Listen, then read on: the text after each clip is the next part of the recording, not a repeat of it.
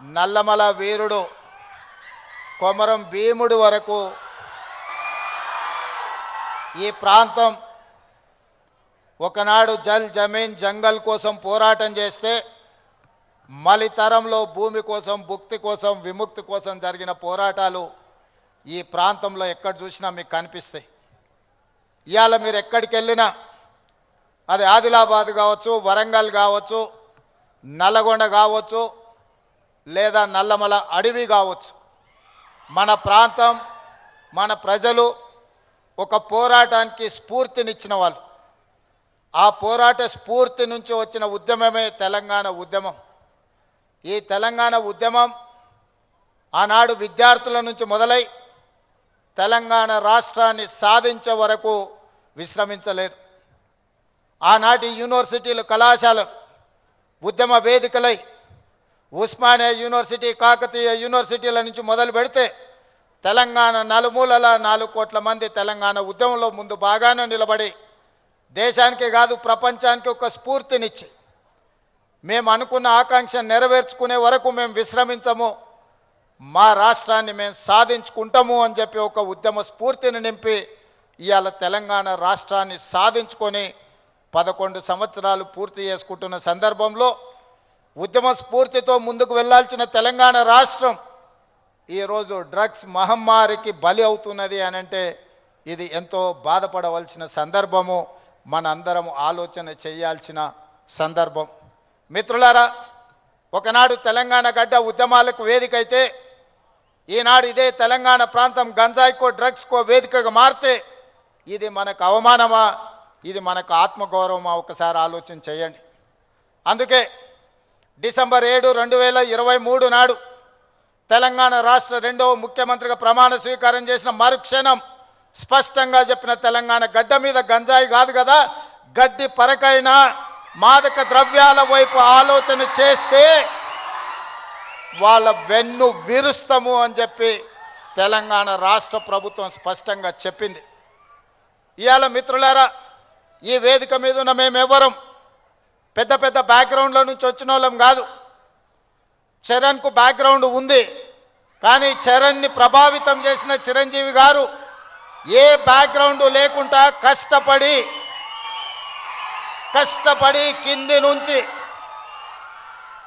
ఈరోజు దేశమే గర్వించదగ్గ ఒక మహానటుడుగా ఈరోజు ఒక మంచి మనిషిగా గుర్తింపు పొందిండు అని అంటే దాదాపుగా 50 సంవత్సరాల నిరంతర శ్రమ, కఠోరమైన దీక్షతోని వాళ్ళు రాణించగలిగినారు.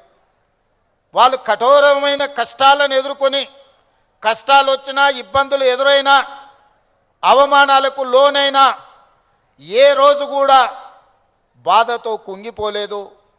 భయంతో మాదక ద్రవ్యాల వైపు లేకపోతే వ్యసనాల వైపు బానిసలు కాలేరు. నిటారుగా నిలబడి వాటిని ఎదుర్కొని ఈరోజు ప్రపంచానికే ఆదర్శంగా నిలబడే విధంగా ఈరోజు వాళ్ళు రాణించారు. మరి ఈనాడు మనమందరం ఆలోచన చేయాలి. ఉద్యమ స్ఫూర్తి అయిన తెలంగాణ రాష్ట్రం, ఉద్యమాలతోనే సాధించుకున్న తెలంగాణ రాష్ట్రంలో ఈరోజు పాఠశాలల నుంచి కళాశాలల వరకు, కళాశాలల నుంచి యూనివర్సిటీల వరకు విద్యార్థులు గంజాయి ప్రభావితానికో లేకపోతే డ్రగ్స్ మహమ్మారికి బలైపోతున్నారు అని అంటే మనందరం చూసుకుంటూ కూర్చుందామా? ఒకసారి ఆలోచన చేయండి. అందుకే మిత్రులారా, ఈరోజు ప్రపంచ దేశాలలో అత్యధిక జనాభా ఉన్న దేశం భారతదేశం.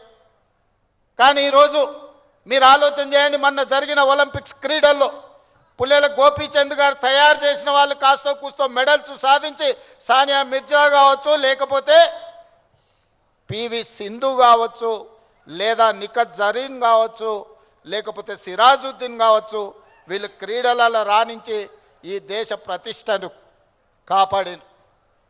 ఒకవైపు 140 కోట్ల జనాభా ఉన్న భారతదేశం ఒలింపిక్స్లో ఒక్క గోల్డ్ మెడల్ సాధించలేదు అని అంటే ఇది ప్రపంచంలో మనకు అవమానం కాదా? ఒక్కసారి ఆలోచన చేయండి.